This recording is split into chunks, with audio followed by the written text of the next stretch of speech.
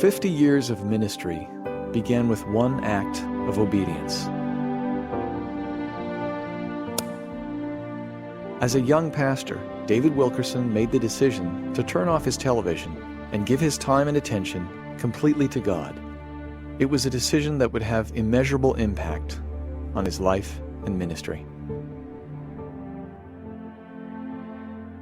Born on May 19, 1931, in Hammond, Indiana, David Ray Wilkerson was the second child of Kenneth and Ann Wilkerson.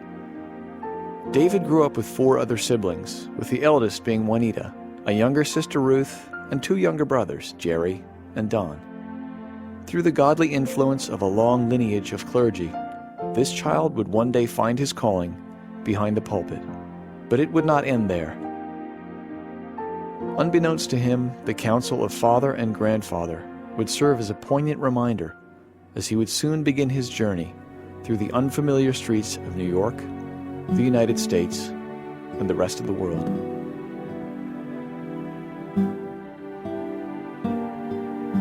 On June 14, 1952, he married the love of his life, Gwen Caruso. Later on, he accepted a pastoral position in the small town of Phillipsburg, Pennsylvania.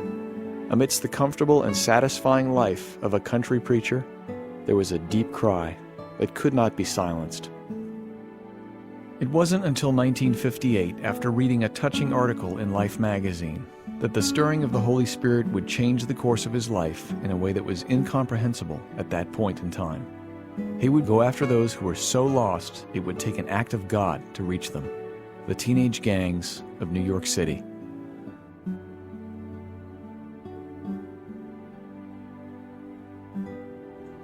This trip changed his life forever. David Wilkerson's burden for the lost of the city increased and gave birth to Teen Challenge, a nationwide ministry to reach out to people with life-controlling habits. Teen Challenge became primarily a drug prevention program, an inpatient care center, and I had to set up the home in Brooklyn.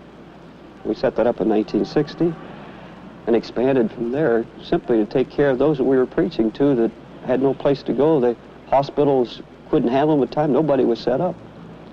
And drug addiction then spread across the country. We just followed. The ministry's Bible-based recovery program to troubled teens, gang members, drug addicts, and alcoholics has been recognized as one of the most effective efforts of its kind. Teen Challenge has grown to include 173 residential programs and numerous evangelism outreach centers in the United States, and 241 centers in 77 other countries. The program's cure rate of 86% has been recognized and substantiated by the U.S. government's National Institute on Drug Abuse. Today, many Teen Challenge graduates serve as ministers and missionaries throughout the world. The story of David Wilkerson's first 5 years in New York is told in The Cross and the Switchblade, a book he co-authored in 1963. The book became a best-selling phenomenon, and more than 15 million copies have been distributed in over 30 languages. Because of the success of the book, a motion picture was released in 1969.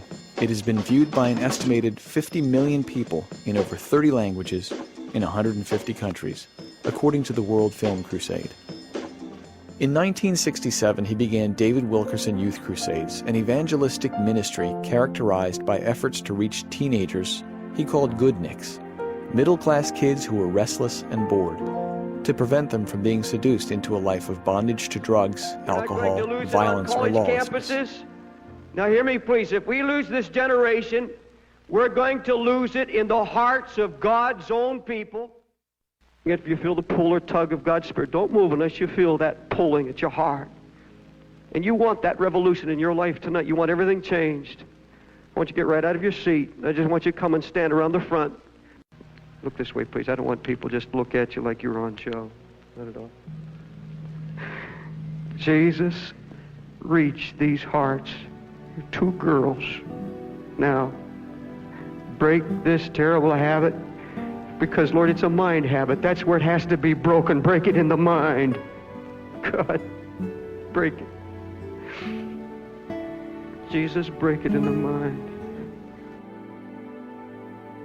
Soon after, together with his wife and 4 children, he moved the ministry's headquarters to Texas, where he founded World Challenge Incorporated in 1971. It serves as a corporate umbrella for the many ministries that have emerged over the years. With a strong emphasis on bringing the Lord's love to the disenfranchised, World Challenge has served the poorest of the poor throughout the world and communicated the gospel in practical and effective means, be it through large outdoor crusades or through meeting the basic needs of a struggling widow.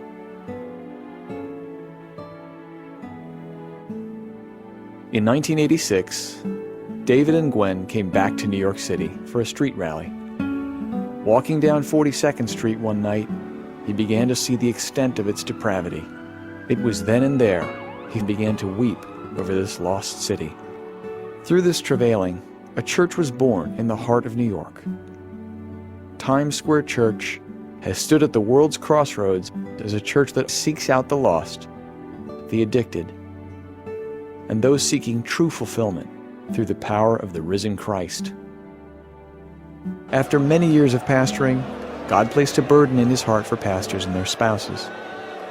To date, David Wilkerson and his son Gary have ministered in over 40 countries, holding conferences that bring about a renewed passion for Christ. Their messages have stirred, encouraged, and edified everyone from national church leaders to local lay ministers. This is what the Lord has entrusted him with. This is the fruit of his obedience. Thank God for family. Thank God for ministry. Thank God for 50 years of ministry. But folks, it's boiled down to one issue. One desire. It's more than wanting to be loved and appreciated or the cheers and the praises of man.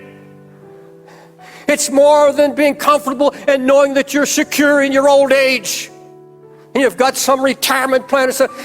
That means nothing. It comes down to this one issue.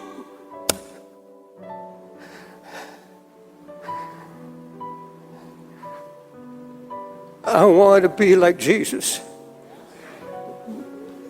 I want to see his face. And I want to be a reflection of who he is. Lord, when you said, seek my face, my heart said unto you, thy face, Lord, will I seek.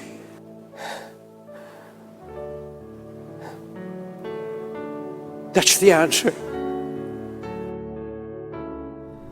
After 55 years of ministry in over 50 nations, David Wilkerson humbly reflected on the events of his life and asked the Lord this simple question: what might I do for you at this stage of my life? How might I best put to use all that you have given me? And God's response was as simple, as clear, and as tender as anything he had heard him speak in 78 years. David, feed the poor.